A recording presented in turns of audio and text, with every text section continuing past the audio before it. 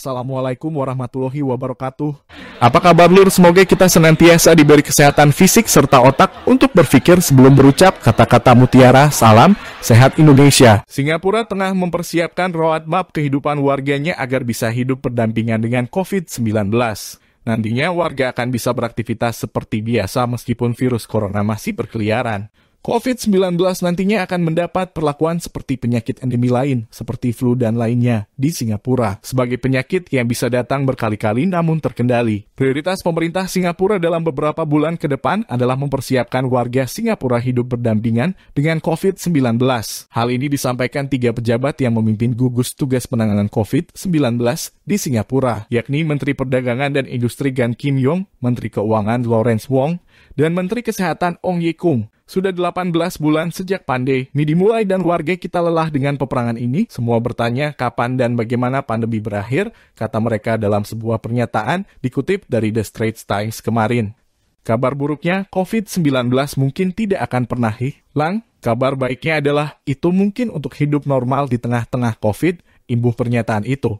Sebuah roadmap tengah dibuat agar Singapura bisa beralih ke new normal. Pencapaian itu bisa diraih seiring dengan program vaksinasi. Singapura telah melakukan beberapa langkah untuk mempersiapkan COVID-19 menjadi endemi dan meningkatkan vaksinasi. Negara itu menggunakan vaksin Pfizer, Moderna, dan Sinovac untuk program imunisasi virus corona. Sejauh ini vaksin tampaknya efektif mengurangi kasus infeksi dan penularan. Mayoritas warga yang sudah mendapat vaksin penuh hanya menunjukkan gejala ringan atau tidak sama sekali begitu terpapar. Singapura menargetkan pada awal Juli 2/3 dari total penduduk sudah mendapatkan setidaknya 1 dosis. Tonggak sejarah kita berikutnya adalah setidaknya 2/3 dari penduduk mendapatkan vaksin penuh 2 dosis pada hari kemerdekaan jika pasokan memungkinkan. Kami berupaya mendatangkan dan mempercepat prosesnya, kata mereka.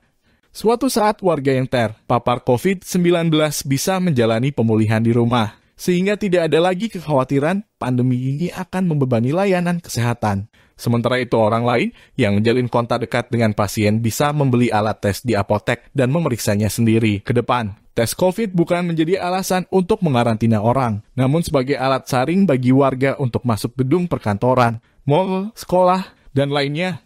Selain itu, warga Singapura bisa melakukan perjalanan dengan memegang sertifikat vaksin ke negara yang telah berhasil mengendalikan wabah serta mengubahnya menjadi endemi. Mereka bahkan bisa terbebas dari karantina di negara tujuan jika hasil tes menunjukkan negatif. Akhirnya, apakah kita bisa hidup berdampingan dengan COVID-19 juga bergantung pada penerimaan warga Singapura bahwa COVID-19 akan menjadi endemi dalam kebiasaan kolektif. Pernyataan itu lagi.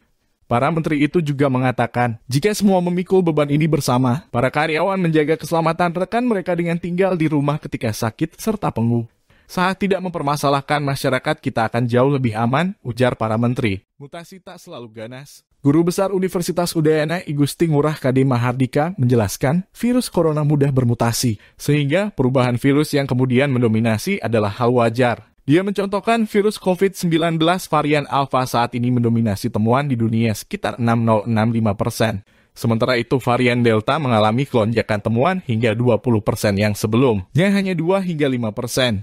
Akan tetapi menurutnya tidak semua mutasi virus meningkatkan keganasan. Adakah mungkinan mutasi virus corona justru membuat virus menjadi tidak ganas? Dia mencontohkan kejadian pandemi flu 100 tahun lalu. Saat itu, pandemi berhenti karena 2 kemungkinan virus bermutasi menjadi tidak ganas dan terbentuk herd immunity atau kekebalan kelompok secara alami karena tidak ditemukannya vaksin. Sebagai ahli virologi, saya berdoa virus itu bisa bermutasi menjadi virus yang kurang ganas sehingga virus ini jadi tidak berbahaya lagi, sama seperti flu biasa. Dalam dialog virtual YouTube Embedded Selasa 22 Juni 2021. Yo wes lur matur suwun, ojo lali subscribe yo lur. Lika video next seneng, ora seneng nyusak, karep mulah. Wassalamualaikum warahmatullahi wabarakatuh.